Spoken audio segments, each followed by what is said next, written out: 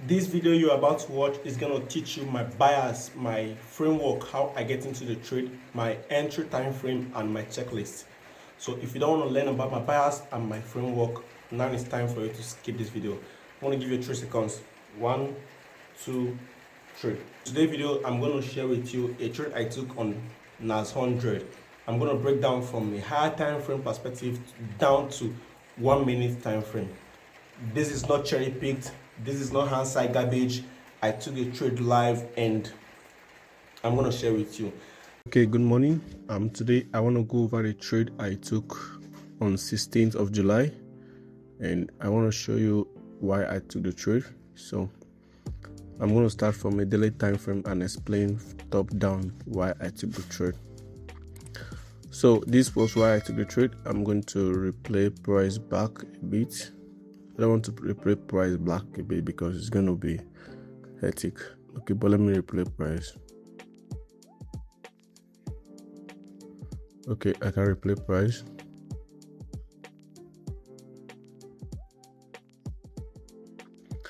Now, this was the reason why I took the trade. Now, if you can look closely, you're going to see the pattern I normally trade.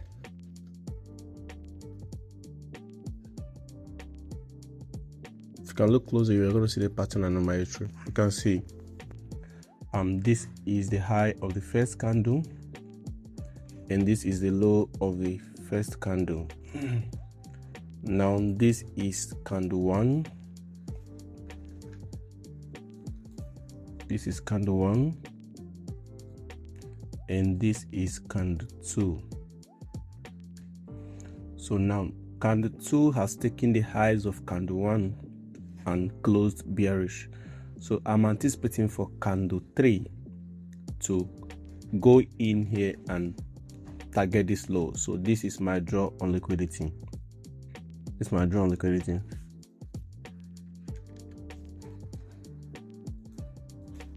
Okay, I'm gonna go into let me go into 1 hour time frame first, then we start from there.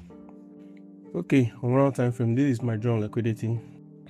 I want to see if the order flow is still bearish or if the order flow is bullish. Now you can see this candle, right? You have this FUG here.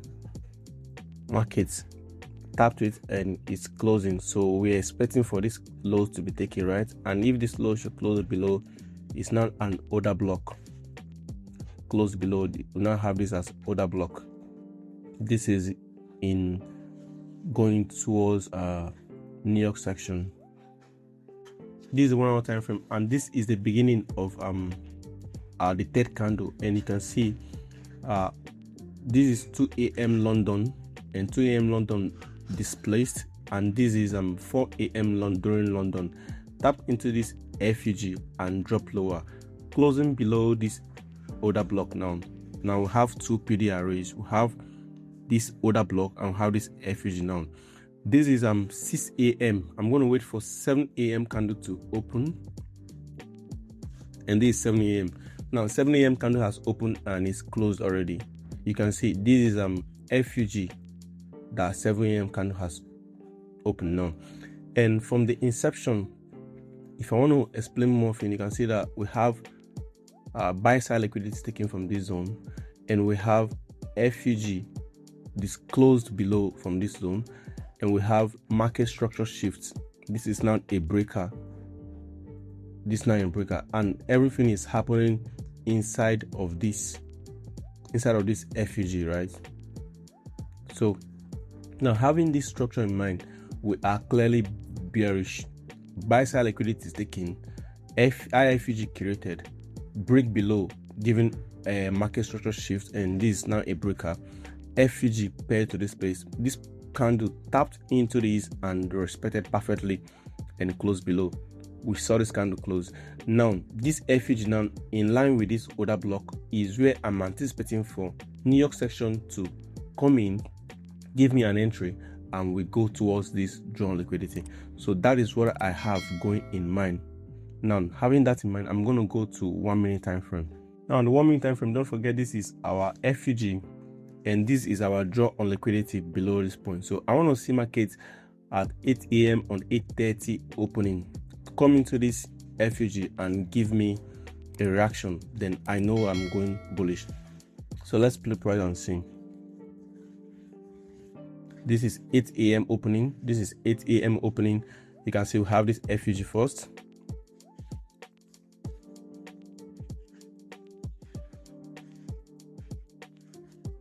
I want to see a deeper retest of this FUG, not just something little. Now we've gotten a deeper retest. This is now a deep retest. Now first thing first, before I engage, I want to see if price is going to close below these lows. First, if price should close below this low, then I still have this FUG, because I don't want to see mojo of FUG. So I want to see price close below these lows and before I think of going in. Now having that in mind, I'm still waiting for price. Okay, you can see we've had a change, but not really a nice one. You can see we closed below this order block, this FUG, and we also closed below this order block. So you may want to enter from this zone, but I promise you this is premature. You may want to enter like this, but this is premature. I really want to see a deeper retracement closing below these lows and maybe closing below this FUG before I could trust this, because this is a PDR, yes, but we still have this order block stack here. We still have this stack of order block and we still have this FUG here. So I wouldn't trust this for now. So I'm just gonna wait. Okay, you can see this is an FUG and we are think we are respecting this FUG at this moment. So if you're respecting this FUG, I don't want to see price close above this FUG, but this FUG should push price to close below these lows, and that is when I know that okay, I'm bearish and I'll be able to take the trade. Now it's coming. Okay, you can see right? So this FUG was fake. This FUG was supposed to be fake people out.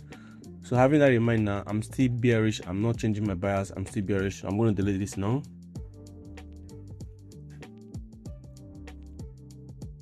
Now at this moment, this was when I know okay, my trade is getting valid, because you can see we have this closure below this FUG. That's one.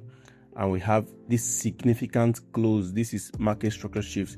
Now this is market structure shift, and this is now a breaker, and we have this FUG right here now.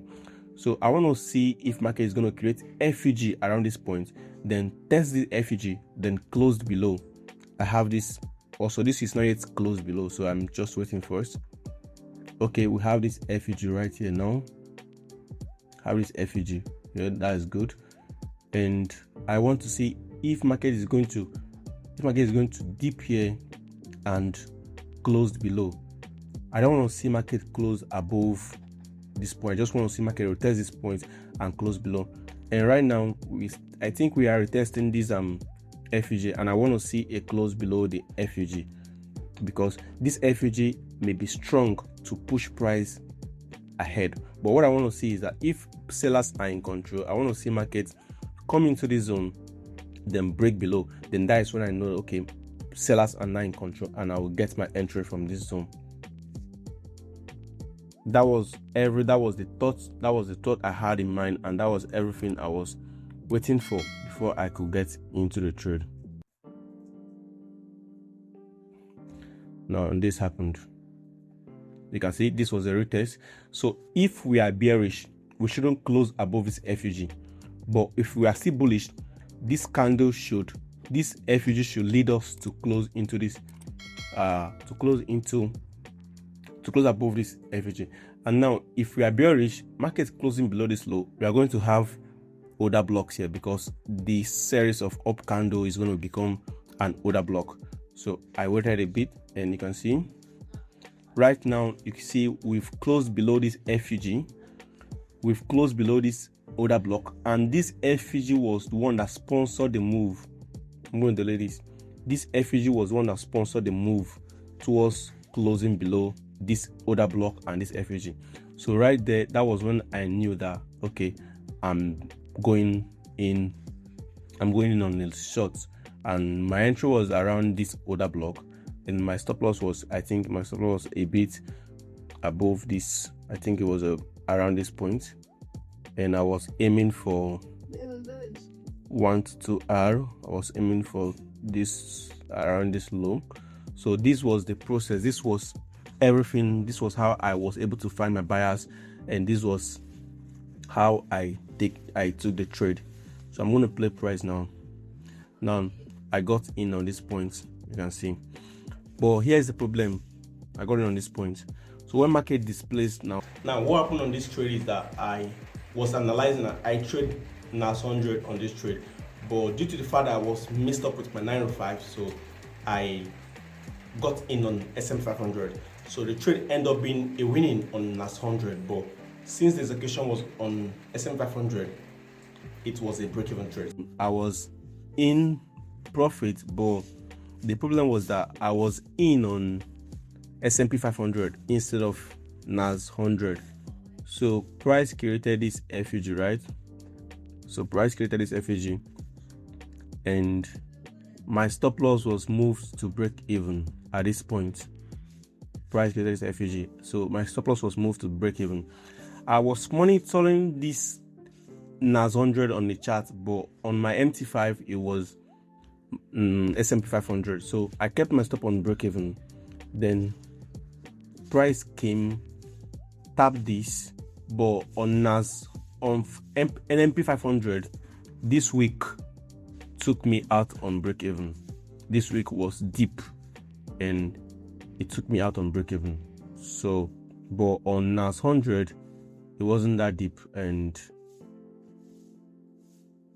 so this week took me out on break even on S&P 500. This was how it is, and it ended up being a winning trade. You can see, right? So that was what happened, and I'm going to show you. This is not cherry picked. This is not a hindsight lecture. This is not hindsight videos. I'm going to show you the live execution I took. So thank you for watching. Now you can see the live execution, right?